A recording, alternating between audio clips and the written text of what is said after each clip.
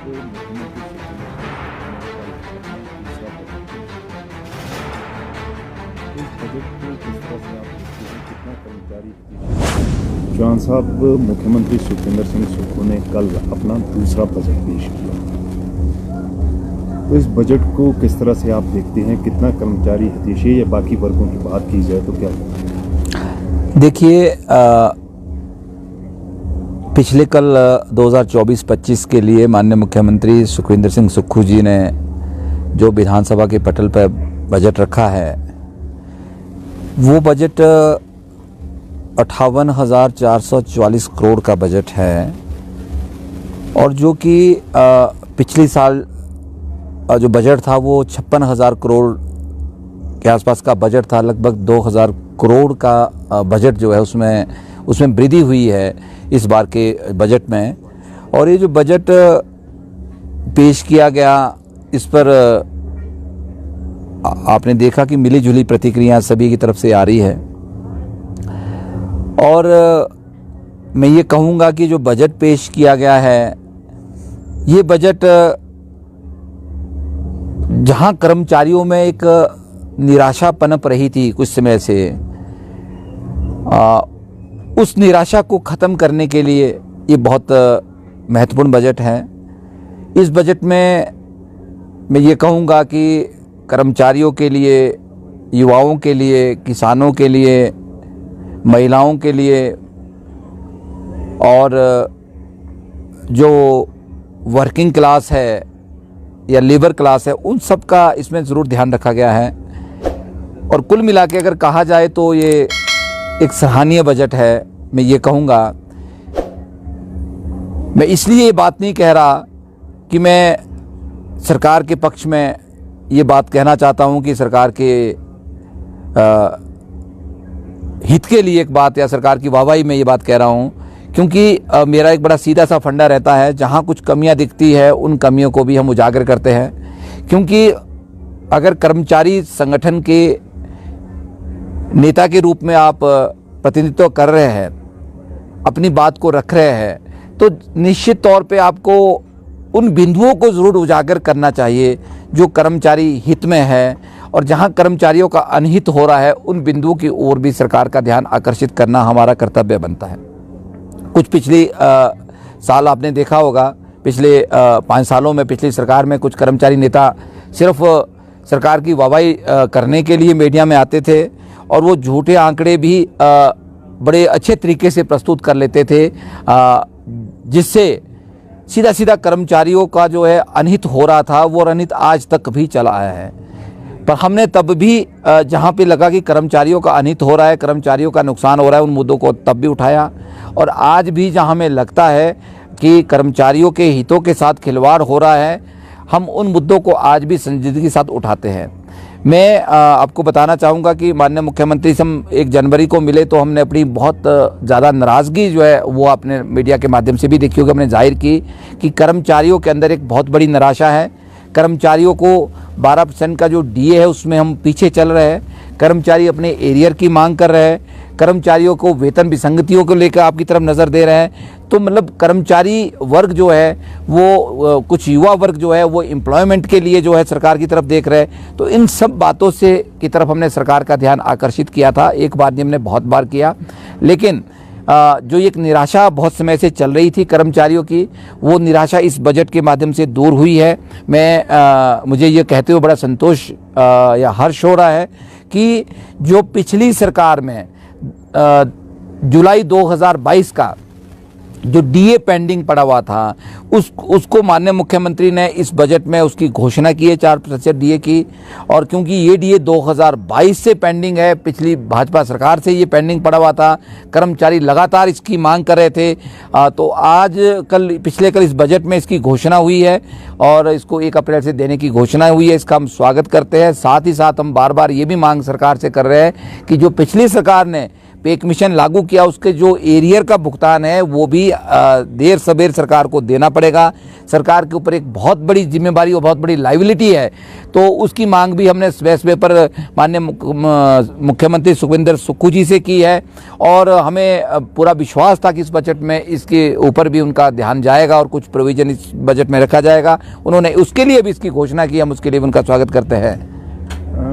चौहान साहब, आपने इस बजट को यहाँ पर कर्मचारी और जनहितैषी बताया, वहीं पर मैं बात करूँगा आपके शिक्षा विभाग की और साथ ही अनुबंध कर्मियों की।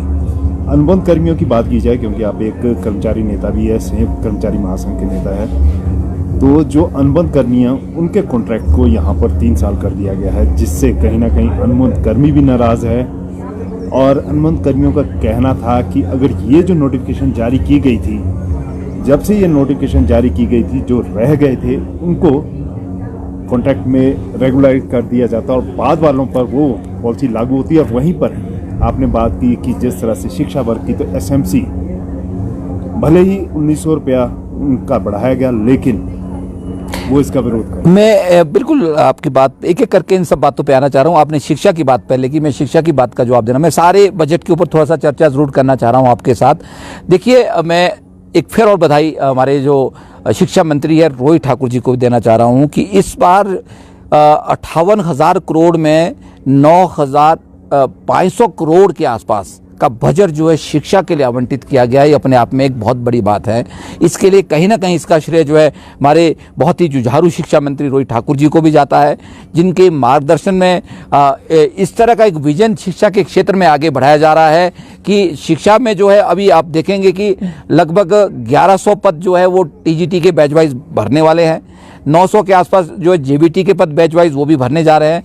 और एक बड़ी जो डिमांड हमारी थी कि प्री प्राइमरी एजुकेशन जो 6,000 लगभग स्कूलों में जो है प्री प्राइमरी एजुकेशन नर्सरी की जो हम बात करते हैं, एनटीटी टीचर्स की जो भर्तियां लेके उसको लेके भी बजट में प्रोविजन रखा गया कि 6,000 नर्सरी टीचर जो है बहुत जल्दी जो है वो शिक्षा के क्षेत्र में भरे जाएंगे। तो ये मैं तो कहूँगा कि बहुत ही एक सुखद अनुभव है और शिक्षा को जो हाईटेक करने का भी उस बजट में प्रावधान रखा गया है। तो शिक्षा के क्षेत्र में कुछ काफ़ी सारा बदलाव हो रहा है, उसमें काफ़ी चीज़ें नई आ रही है, उसके लिए भी हम इस बजट में सराहना करते हैं सरकार की। कुछ बातें आपने अभी कही कि कॉन्टैक्ट टीचर्स की बात की आपने, एसएमसी टीचर्स की अगर आपने अभी बात कही है तो एसएमसी टीचर्स और कंप्यूटर टीचर्स को 1900 रुपये की बढ़ोतरी की गई है। तो एक इनिशियल स्टेप सरकार ने उसमें किया है, लेकिन ये जिसको मैं कह सकता हूँ कि ये अपने आप में संपूर्ण नहीं है, ये काफ़ी नहीं है।